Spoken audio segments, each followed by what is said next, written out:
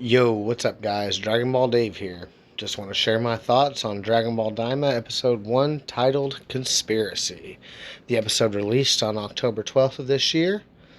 This is going to contain spoilers for the episode, so you've been warned. It's going to be a little bit of a long video because there's a lot to go through. Hopefully, it won't always be like this, but without further ado, let's get right into it. Okay, so I really enjoyed Episode 1 of Daima. The animation is a new style for Dragon Ball, and it looked fantastic. I think the music ran together very well with the episode, and the outro had already completely won me over when it came on. Like that Daima Wonderland. I got a kick out of that. We knew a lot going into the episode, but there were a few things confirmed and others debunked in this episode.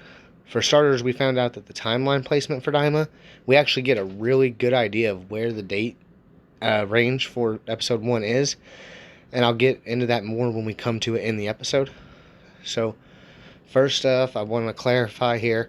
We find out that Dragon Ball Super isn't really a thing yet. Now, I'm not saying Dragon Ball Super is not connected to Daima. There are a few things in this episode that are mentioned that we've already heard about because of Dragon Ball Super. I'll discuss that more when we come to it in the episode. However, this is taking place before Dragon Ball Super in the timeline, regardless. So you have to shake Dragon Ball Super from your head for now. I'm not saying it's gone forever, but just shake it for now. Anyways, so I'm not a big fan on Dragon Ball ignoring the previously made series with their new content. I was around when Battle of Gods came out and Dragon Ball Super, the anime, first started, well, and the manga for that matter. And they ignored GT, and that drove me nuts, but it's nothing new as a Dragon Ball fan. Let's, move on past it. It does suck, but it is what it is. Something that really did disappoint me about the episode was the lack of a tribute or like an in memory of like moment or nod to Toriyama. I mean, this is the first thing we've got since he passed, and unless you count chapter 103, but that was really that was already in the works. And while Daima was in the works, this is the first thing that Toriyama boom worked on that we know of like that. So I really didn't like that they didn't even give him a little, shout out or anything. But, whatever, we'll move on. Okay, so the episode opens up with an explanation of the Dragon Balls and how they are used to summon Shenron, who will grant whatever 3 wishes he can. It says any wishes, or it says whatever wishes. I don't think this is like literal, so I'm not going to make a big deal about it being a plot hole, but whatever. It then goes on to recap the Dragon Ball story from Goku and Bulma's first hunt for the Dragon Balls, all the way to the defeat of Majin Buu. Now, the narrator calls Goku the most powerful warrior who has unworldly strength. So the whole battle about who's the strongest, Buu, and Goku versus Gotenks, Goku versus Gohan, that's been going on for decades. And regardless of which camp you were in, the Buu arc is very inconsistent, as are the supplementary materials, such as the guides. So, I myself have always been arguing for Goku. I'm sure you can find it in a comment on YouTube somewhere. So it feels like a win, though it is a small one. And that's not really the focus of the video. I mean, Goku was always supposed to be the strongest at the end of it. So, I mean, that wasn't a big surprise to me. But it was, for some people, that was like, hey, there you go. Anyways, when it goes over the history, it talks about Goku being a Saiyan. And it says that he was sent to Earth as an infant. But it shows the picture of Bardock from either Dragon Ball Super or from Dragon Ball Minus.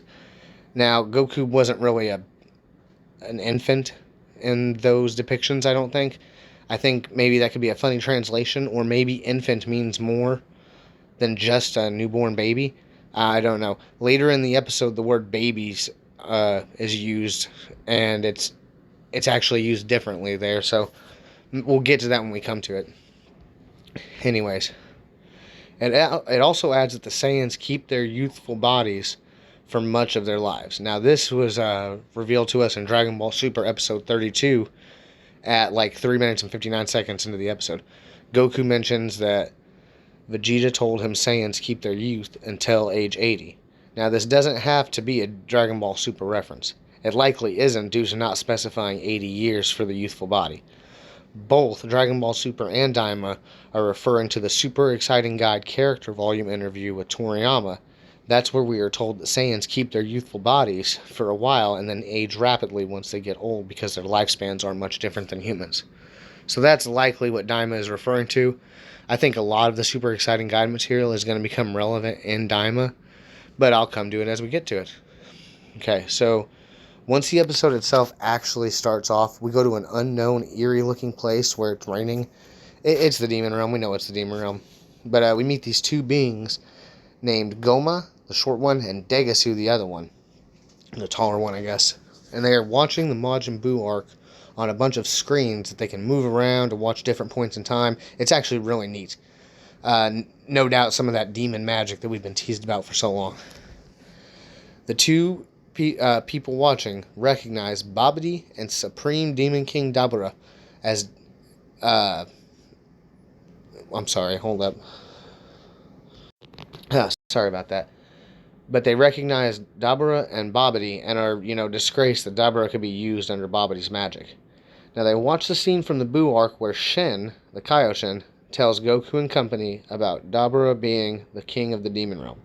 This was referring to Dragon Ball Chapter 447 or Z Chapter 253, along with anime episodes 220 and 108 of Z and Kai, respectively. This lets us know for a fact now, though, that we are in the Demon Realm, because they're looking at Demon King Dabura. The way they refer to him as Supreme Demon King, it's very clear. The shorter being then asks the other, named Degasu, if that is his older brother, in reference to Shin. Degasu steps forward and scoffs at Shin, saying he thinks he's high and mighty because he is a Kaioshin. He looks just like a Kaioshin. This tells me Degasu is a Kaioshin, but I'll explain more on that later because I don't want to dwell on it right at the moment. Degasu wonders if Shin is helping the mortals, and the short guy then fast forwards to see what happens next. Upon seeing Super Saiyan Majin Vegeta and Base Goku's little scuffle, he can't believe that such powerful beings exist in the outside world. This clearly refers to what we know as the universe in Dragon Ball where Earth is located, but Degasu and this little short guy are calling it the outside world. Anyways, Degasu actually wonders if Goku and Vegeta are Majin, which just means demons. The short guy says they can't be because they have round ears. That's a neat new bit of lore that I don't think we've ever been told before, so that's cool. Though Babidi and Buu didn't have pointy ears, and Buu is called Majin Buu, so perhaps that's not like a standard rule, it's just maybe common. The Kaioshin likely aren't born in the demon realm and they have pointy ears, but like I said, I'll get more on that Kaioshin thing later. Degasu adds that, they're flying, and he calls their ki blast that they shoot light. And then he even says that he thinks they have magic. They're able to use magic.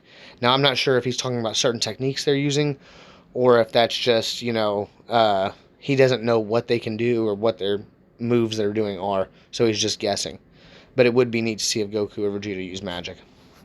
They then see Majin Buu revived, and both seem to recognize Buu, which is interesting. They recognize Fat Buu, not Kid Buu, so, that's cool, I guess. That means that, Fat Buu was rampaging, I guess, longer. I don't want to confirm that or, debunk that or whatever. I don't know. But I think that is probably more than likely the case. Anyways, Degasu thinks Babidi plans to take over not only the demon realm, but also the outside world and all worlds. Then they watch, they're kind of like let down, like, oh man. Then they watch Dabura get ate by Majin Buu. Both of them are shocked that Dabura got beat so easily. And at this point, the short guy has just kind of freaked out. But Degasu reassures him that, now he is the Demon King with a really sinister smile. I think this Degasu guy's up to no good. The shorter guy seems to also realize this, but fears he is the next target of Babidi and Buu. To which Degasu, agrees, like, oh yeah, you're probably right. As they continue to watch, they spot Piccolo, and Degasu recognizes him as a Namekian, or Namek, or Namek Seijin, I don't care what you call him, whatever, it don't matter. They continue to watch, and as Super Saiyan 2 Majin Vegeta's final atonement happens, we see Degasu wonders if the Saiyan Prince actually defeated Buu, but the short guy doubts it. As they're enjoying the scenes, the sky gets dark and on the screen they're watching, and the short guy wonders what it can be, and swipes to Yamcha summoning Shenron. The short guy recognizes the Dragon Balls, but notes they're smaller than the ones he knows of. Degasu says he can't believe their balls are comprised of 7, so this tells us the Demon Realm not only has Dragon Balls, but their set is less than 7. More on that when we come to it. Degasu comments that the dragon looks much different than the Purunga that he has read about. They rewind a bit, and Degasu begins to take notes about what he sees. He immediately makes note of Shenron's name not being Purunga. The short guy comments that Earth's Dragon Ball seemed easy to gather. Shenron says he'll grant any 3 wishes, so I really don't think we're going to get hung up on the wording with that. But both Degasu and the short guy are really like, whoa, they get 3 whole wishes on Earth. So they think this is a huge discovery. But then the short guy actually wonders, well, what happened with Boo, though? Both of them are shocked to see Boo kill Babidi, though the short guy thinks it's a good thing. He realizes, he calls it glorious, actually. They follow Boo on screen, but lose him and find him again at the lookout or the heavenly realm, Kami's lookout, Dende, Popo, that area. There they notice Dende and confirm he is a Namekian. Degasu comments it's no wonder they couldn't find any more as they escaped to the outside world. This was neat. This actually makes Demon King Piccolo not such a boast and more of a legit thing, though he was never actually truly the Demon King of the Demon World. But this is something that was kind of like first introduced to us in Dragon Ball Super Chapter 69, when Mori tells the young Namekians that Namekians moved to this world from another realm altogether. This is also a direct call to Dragon Ball Super, or as it's before, just something, this is either a direct call to Dragon Ball Super, or as before, just something that Toriyama pulled from his mind and applied it to Daima. So, I don't want to get on the Dragon Ball Super thing again, but even if this is meant to go together, Mori hasn't actually given us that reveal yet within the timeline, so just shake DBS from your head. Alright, as they watch Boo reappear as Super Boo, they note his change and increase in power. I don't think anyone debated that Super Boo versus Fat Boo battle, but if there were some, there you go. The short guy asks about all the powerful beings after seeing Gotenks and Gohan in action against Super Boo. No comments about Kid Boo versus Super Boo, though. Anyways, how about that? Both of them are baffled that Boo was defeated. Degasu then gives another sinister smirk and says that there is no one left to oppose the short guy as Demon King. The short guy is excited, and they close out the scene they're watching. Degasu then bows and declares the short guy king of the demon realm in both name and reality. We then find out that the short guy's name is Goma. Goma seems very happy with Degasu's words. As Goma and Degasu are celebrating their discovery, a female-like character approaches. I say female-like because of a guide, but more on that later. Degasu immediately acknowledged her as his sister, which means his older sister actually, which means she is also Shin's sister. That's interesting. More on it in a little bit. She questions why Degasu is there with Goma. Goma welcomes her as Dr. Orinsu and calls her as beautiful as ever. Their little interactions clearly show me he's got the hots for her. But anyways, she thanks him and congratulates him on becoming the Demon King.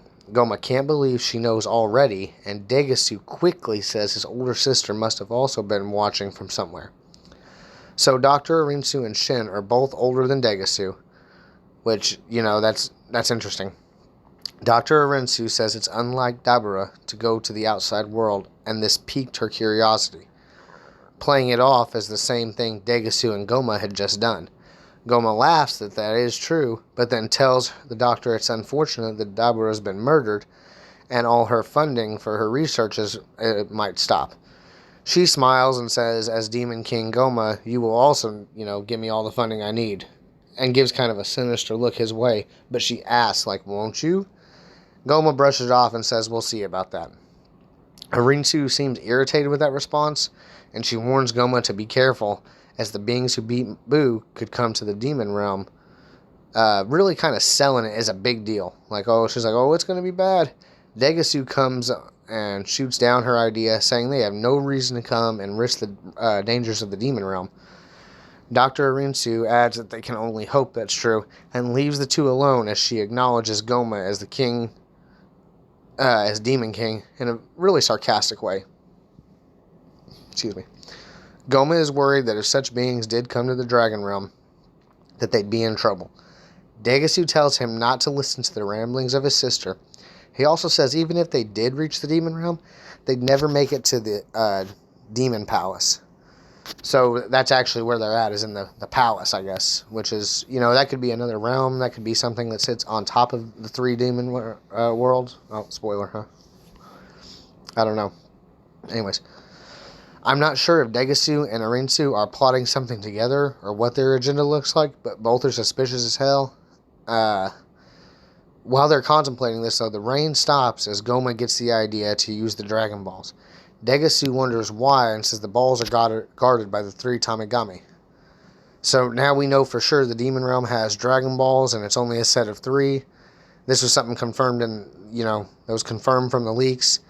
And this is actually something that's mentioned in Dragon Ball Super Chapter 69 as well, when Mori tells the young Namekians that Dragon Balls vary in size, number, and power.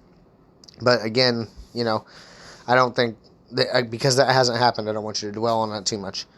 Anyways, Goma then says he wants to use the Earth Dragon Balls because they seem easy to gather. Degasu wonders what Goma would even wish for, since the Earth Dragon Balls are probably based in white magic, so a black wish like killing them or eliminating them wouldn't work. This is a neat little lore drop. That is a brand new, from what I understand. I always thought Shenron couldn't kill just anyone who was stronger than him, but apparently he just isn't supposed to kill because that's bad. But anyways, how about that? Goma has already thought this through, though, and decides to make the crew who fought Boo and their friends all kids. He notes it's not a black wish, and suddenly Dr. Arinsu pops up and says that's ingenious, like it's a good idea. Degasu and Goma are startled she is still there with them. She laughs and says it'd be nice if they'd make her young as well. Now, I'm not sure what her little comment about that is. She walks away again, and the two begin to whisper about their plan before Goma reveals that it will make them harmless. Degasu puts it together that also would drastically weaken them.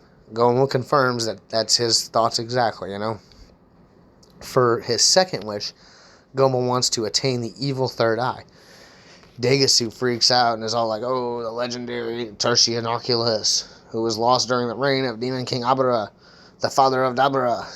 And, that was pretty cool, because that's a whole new item we don't know a lot about. And, if Abara, the former Demon King, is the father of Dabura, that would likely mean he is the father of Toa from Dragon Ball Online and Dragon Ball Heroes. Goma says placing the eye on your forehead grants unbelievable power. He says it was passed down from Demon King to Demon King until it was lost. And like I said, it was lost during the reign of King Abara, Dabura's father. And it grants absolute power. Degasu agrees it is a must-get item. Goma doesn't have a third wish in mind off the top of his head, and Degasu actually asks if he can have one wish. Goma says that, he will consider it, and then he says he will need to have his coronation and will be appealing to the 3 demon worlds. So we know now the demon realm is broken into at least 3 demon worlds.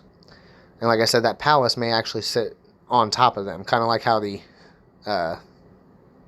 Grand Kai sits on above the 4 Kaios, but I don't know for sure. He then says that they'll execute his plan after he goes to do all that, so to get his vessel ready.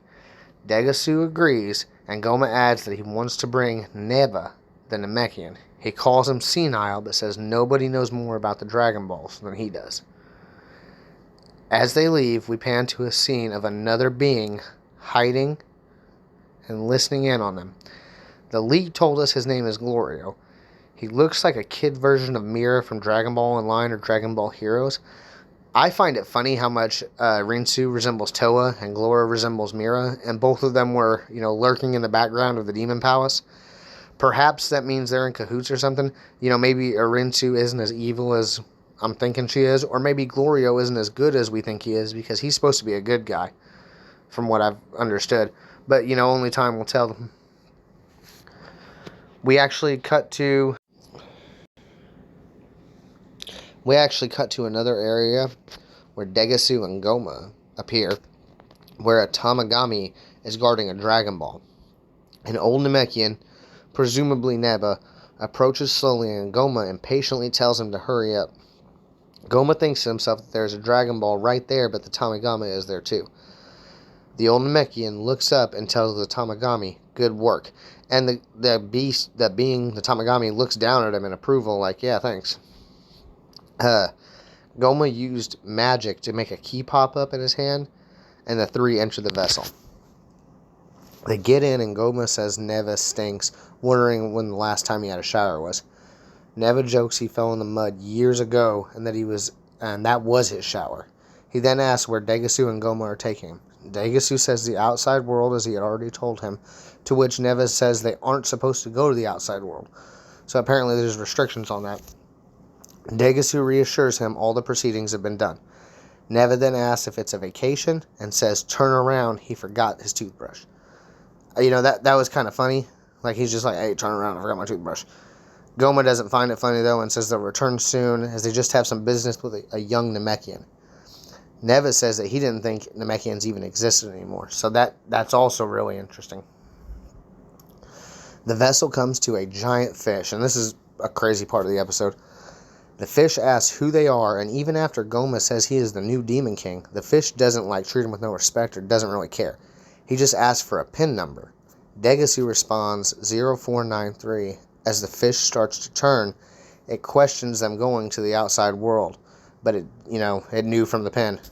Upon completing the spin, it says it's okay and lets them pass, so it was just like he wanted to give them some attitude, I guess, I don't know. It opens its mouth and they fly in. As it closes, another door that kind of looks like a mouth or a beak opens up, and they go into that. They get shot through a portal and arrive in a room with a small fish and lots of round doors. The small fish knows that they are going to the outside world and asks which universe they want to go to. Degasu checks his notes and says Universe 7. This is yet another thing that we were, basically introduced to in Dragon Ball Super that's made its way into Daima. Now, technically, we did find out about the multiverse and that Goku lives in Universe 7 in Dragon Ball Z Battle of Gods, the movie. But it's also told to us again in Dragon Ball Super Anime Episode 28 and Manga Chapter 5. So that's kind of where it's fresh from people's brain. This, like the others before, is a direct Dragon Ball Super callback. But it also could be just something that's in Toriyama's head, and he wanted us to use it here as well. Or wanted to use it here as well. Remember, Goku and company still haven't been told this info, about from Whis or any of that. So it hasn't, DBS still has not happened, so it's still irrelevant here. The fish asks which door in Universe 7 they want to use, and Degasu asks which is closest to Earth, consults his notes, and says door 3. The fish says the door has been popular lately. Goma, of course, thinks that the fish must be referring to Babidi and Dabura, but the fish says there was another. Goma demands to know who it was, and the fish calls him arrogant. Goma says please, and the fish reveals that it was Dr. Arinsu. Goma and Degasu wonder why she went to the outside world and what she could be up to. Yeah, and like I said, no respect for Goma as the Demon King. It's kind of weird. The fish rushes them to hurry up, and they go through one of the many doors in the room. They seem to get shot through space to the planet Earth. And this fish thing was neat, but like I said, I can't believe that Goma gets no respect like that, even as the Demon King. But the fish portal thing like that, it kind of reminded me of Seven Deadly Sins when Meliodas and Balan enter Purgatory through Hawk. I kind of thought that was neat. Anyways, we then pan to Earth, and when we get to Earth, it opens up with a birthday cake for Trunks. And he's having a birthday party, with the Z crew gathered there to just enjoy it. Krillin asks how old Trunks is, to which he responds 9. Now, this gives us our timeline placement for the series. Okay, so here we go. Trunks was born in age 766, according to the Chozenshu timeline. To be turning 9 that year, he would have to be 775. We also know that Trunks is 8 during the Buu arc, and the earliest date in the Buu arc for the Chozenshu timeline is March 28th of 774.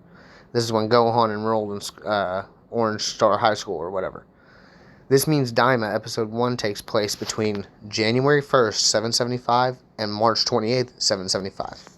Chozenshu also says Future Trunks warns Goku about the androids in August of 764. Future Trunks says that he will be born 2.5 years from then. 2.5 years from August would actually be February of age 767. This would make him born 3 months before the androids and contradict the Chozenshu dates and what Trunks himself says. Now, Future Trunks could just be a year younger than present Trunks, because they are different timelines, but I think the intention is for them to be the same. So Future Trunks must have meant 1.5 years is when then he'll be born. Since in February fits pretty well for both of these, for present Trunks and Future Trunks, I'm actually going to place Daima right in February of age 775. And, this again confirms that Dragon Ball Super isn't a thing yet, because it hasn't, happened. Battle of Gods happens in August of age 778, so this is over 3 years prior to it. Now, Krillin makes the comment about Trunks being short for 9, to which Trunks says, you're one to talk. Goku says that Saiyans stay small until 15, and when they get a growth spurt, I don't know, it's a weird thing. He mocks that Vegeta didn't get very big though.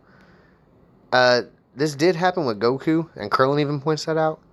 And I guess it happens with the hybrids too, but Gohan and Future Trunks didn't have this happen. So I don't... It's a weird thing. I don't really care for it. It then cuts to Shin and Kibito at the party, as Goku asks what they are doing there, and, how they defused. Why are they defused? Kibito is noticeably blue now, and, this is what his color skin was in the actual full-color Dragon Ball manga. So this really seems like a way to preserve Toriyama's intent, in my opinion. Dragon Ball isn't just an anime, and Toei sometimes does whatever they want, so this isn't a big deal to me. Dragon Ball is more than that, especially Toriyama's Dragon Ball, so I'm cool with them, making Kibito his correct color. The Shinjin, Kibito and Shin, explain that after seeing Vegito defuse inside of Buu, that they'd see if it worked for them as well. Buu says when he spat them out, they were unfused. Kibito says it must be a gas in Majin Buu's body that can separate the fusion. Shin says that he never really wanted to fuse with Kibito because Kibito's kind of old. I thought that was kind of funny, because I guess that means Kibito's older than Shin. So this is a big one. Dragon Ball Super went out of their way to tell us Potara separates after 1 hour for non-gods, episode 66 and chapter 23. At the start of Dragon Ball Super, we see Kibito Kai is fused still. Battle of Gods takes place, as I said before, in August of 778. So that's over 3 years after this. This means that either Dragon Ball Super is really just not a thing for Daima, or as I've said earlier, it just isn't worried about contradicting it. I think it should be noted that the gas thing inside Buu, like the atmosphere, was Goku's theory back in the Buu arc, and that he didn't actually know why they defused. Even old Kai didn't know. So the Potara can still have mysteries to it, and we haven't found out about stuff yet. I'm not saying this writes off the 1 hour time limit completely, but it definitely makes Goku questioning how they defused in Super weird. If they refuse by the end of Daima, it will be fine and Goku just sounds dumb. But if not, then Dragon Ball Super is just not a thing for Daima, because that is a major, major deal. You got to remember, in Super though, Buu was asleep during the time they defused in DBS. So that's why, they didn't use him. I mean, Buu practically slept through all of the entire Dragon Ball Super story, except for very few parts. This was a big one for me because I thought due to Shin and Kibito being separated that Daima had to be a post-DBS event, but it's not the case. This is Trunks' 9th birthday. This is before Dragon Ball Super happens. Next, we have Krillin say Goku is a good guy for asking Shenron to spare Buu and let him remain on Earth. This was a weird one. At first, I thought it was just like a reference to Goku asking Emmadayo about reincarnating Buu, but it wasn't. Buu expelled his evil from himself, so he's not bad anymore. But he did still kill a bunch of beings prior to that, so he might have still had to atone for his crimes in the afterlife. But I don't know. That's a weird thing because he wasn't dead unless Kid Buu killed him when they were fighting, and Goku asked Shenron to revive him. I'm not sure how we're supposed to take that, or if there's something else going on there. But, it was definitely a little bit weird. Anyways, Shin notices Gohan isn't around, and Goku says he's been distant studying. This scene kind of implies to me that Gohan isn't going to be around for a while. Kind of Daima's way of writing him out of the story. But because of what's going to happen, he's got to be relevant again somewhere. Vegeta and Goku, after eating, decide to train for a little bit. And they have a pretty cool little back and forth battle in base. Bulma and Krillin think that, typical Saiyans, whatever, ignore them. The animation here was really good. It's a shame that it wasn't a bigger fight instead of just, training, sparring, whatever. The last 2 times we saw Goku versus Vegeta animated was DBS episode 131, where they square off in blue equally, and in Dragon Ball Super Superhero, where we see Vegeta and Base just barely get the edge on Goku. Here we see Vegeta looking like he is trying hard and Goku is just having fun, and then it appears Goku gets the best of him. Okay. We then cut to the lookout with Dende and Popo watching the party. Popo asks about joining, but Dende says no because they never know when something could happen. Then, out of nowhere, Goma's vessel pops up, and Popo was like, "You're right, something happened." The 3 Demon Realm visitors exit the vessel, and Neva is shocked to really see Dende, saying that he hasn't seen another Namekian thousands of years. Dende asks Degasu if he is a Kaioshin, to which he responds, "Not exactly." He then says they came from the Demon Realm, and so did Dende's ancestors. He says he knows because of the pointy ears. So, I guess that means Popo's from the Demon Realm, too. They've doubled down now on the pointy ears from the Demon Realm, and we now know for sure that Namekians came from the Demon Realm thousands of years ago.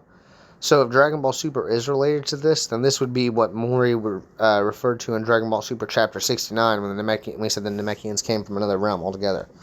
Although, this still hasn't technically happened within the story yet, so again, just shake Dragon Ball Super from your head, because it could have been Toriyama pulling an idea he suggested that got put in Super and put here. I guess I'm not going to say that no more, because I feel like I've doubled down on it enough and beat it across. If you don't get it, then, keep asking why Dragon Ball Super doesn't make sense with it. Okay.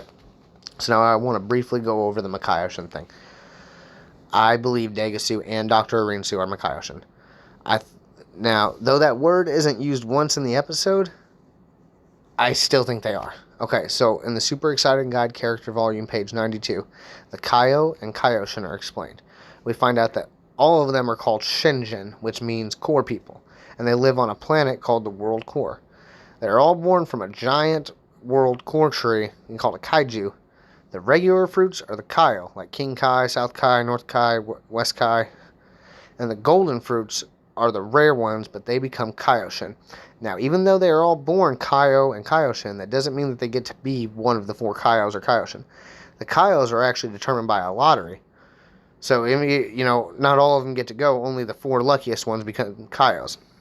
And the Kaioshin themselves are replaced when the previous one dies. Shinjin, born of a gold fruit, can be a Kaio and a Kaioshin, as shown with Zamasu in Dragon Ball Super. But Shinjin, born of a regular fruit, cannot become a Kaioshin. Sometimes a Kaioshin is born with an evil heart, and they get sent to the Demon Realm, and they are known as Makaioshin. Degasu and Arinsu, being the siblings of Shin, pretty much solidify this in my opinion. Degasu's mock comment about Shin being high and mighty because he is a Kaioshin, along with his not exactly comment to Dende about being a Kaioshin, tell me that he and Arinsu actually are Makaioshin. The Super Exciting Guide page also mentions that Shinjin being genderless, though I think this just refers to them being born from a tree and not like Saiyans or humans. Anyways, Goma cuts in and asks Dende to summon the Dragon Balls for him. Dende says that he can't do that, which Goma says that he figured he'd say that. He then tells Neva to do his stuff. Nega acts like he doesn't know what he's talking about, and Goma yells that their deal was, you gather the Dragon Balls and I extend your life for 1,000 years. Neva laughs and remembers and walks to the edge. Dende asks who he is, to which Goma explains the Demon Realm has its own Dragon Balls and that they were created by Neva. He also says that he created the terrifying Tamagami to guard the Demon Realm Dragon Balls. Due to this, nobody has had a wish granted in a long time. Okay, so this is a weird one to me too.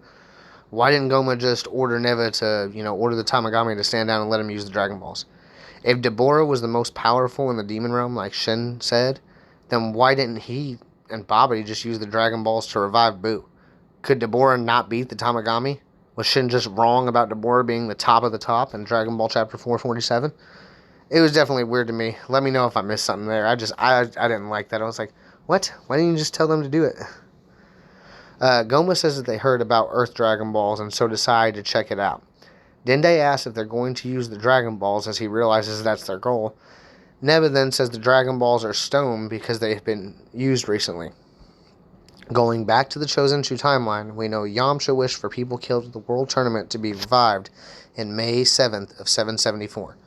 Goku then stops them, and Dende says in Dragon Ball Chapter 270,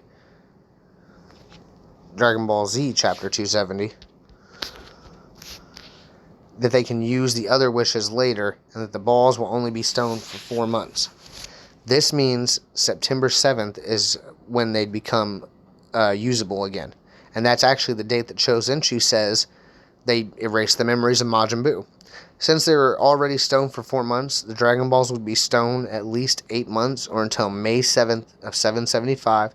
So this further cements that Daima takes place within the first few months of age 775. Neva then says that it'll be hard to find and does some awesome magic where he is able to summon the Dragon Balls.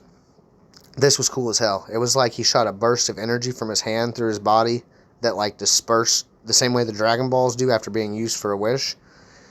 They form like these trails, kind of like a rainbow to a pot of gold, to the Dragon Balls, and then the balls just travel up the beams to Neva. Now, they're still stone, but they come right to him, and we've never seen anything like that, and I thought that was fucking awesome. Degasu asks Neva to return the Dragon Balls to normal. He just waves his hand over them, and they go from stone to normal. We saw Kami do something like this back in Dragon Ball Chapter 165 and Dragon Ball Episode 126, but he didn't do it the same. He kind of had he shot energy into Shinron's statue, and then it flew off to the Dragon Balls. So this actually looked cooler to me. I got a kick out of it. I thought it was awesome. Dende says he'll never give the password up, but Degasu tells him they've already watched and taken notes. He begins to summon Shinron, and Dende attempts to stop him, but Degasu easily knocks Dende to the ground. Popo goes to check on Dende, and Degasu asks if there is a problem, to which Popo asks if they want juice. That was trash, in my opinion. The Popo disrespect is crazy. He should have at least tried to fight. I didn't care for that at all. Degasu politely refuses the juice and summons Shinron's. The Z crew notice that the darkened sky, and Yamcha, Goat, wonders if it's the Dragon Balls. Bulma said it's not possible as they are stone currently. I think it's cool that Yamcha guessed right. I'm a Yamcha fan. The little ones count too. Krillin wonders if it's an eclipse, though he says he didn't hear about one happening. Shin and Kibito both feel a presence. Not sure if that's Shenron or Degasu they feel. Or, it could be Goma as well, for that matter. Shenron says he will grant any wish and to speak it. Goma wishes for all the people who fought Boo and their friends to be turned into children. Shenron asks what age he means by children. Goma says first graders. Shenron then asks what about the ones who are already children when they fought Boo, to which Goma calls him picky and then says babies. Noticeably different from the word infant used earlier to describe Goku. Now, I don't know what that is exactly. Goma then asks Shenron if he can grant the wish, and the dragon does. The outro music kicks on, and it shows dishes being dropped at Trunks' party, and Goku and Vegeta in the midst of sparring just get stretched out and turned into kids as the music playing. They're all screaming in shock about what's happening, and the credits come in. I thought it was great. This looked awesome to me. I did think that the first grader thing was a little weird because Trunks was 8 and Goten was 7 in the Buu arc. I'm not going to dwell on that because, it's basically a way for them to write Goten and Trunks out of the story. Not fond of that because that's something that seems to be a common trope. But at least with Daima, they kind of gave us a reason. They're babies, so they'll be out of the story. With Dragon Ball Super, we were just like, what the hell, where are they? Now, Gohan is going to be affected by this wish, and he'll be turned into a kid, not a baby. So, it's going to be interesting to see how he's going to have to become relevant again. They're going to have to bring him back. But, only time will tell. So we initially thought that a curse turned them all into kids, not the Dragon Balls. That was a nice surprise, and it was actually executed well. It had me interested. I, wonder if the word curse can also mean like spell, and Toriyama was referring to what Neva did to gather the Dragon Balls, or if something got changed, or, why that's like that. Either way, I wasn't looking forward to them being turned into kids, and I thought it was awesome the way it went down. They executed it well, and I found it interesting. I thought it was cool. I think the outro song is great. I can't wait to see episode 2, titled Gloria, which comes out tomorrow for when I'm recording this. And, I really want to find out what happens next. Shenron is still there. We still got 2 wishes left. I'm hyped. I can't wait. So, thanks for watching.